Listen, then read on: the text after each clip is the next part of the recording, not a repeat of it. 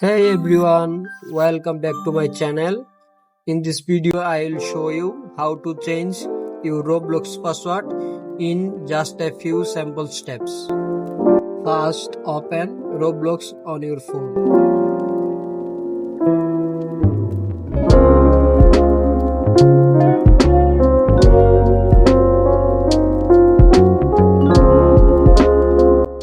Tap on settings. Next, go to the account info section. Here you will see your account details. Next to password.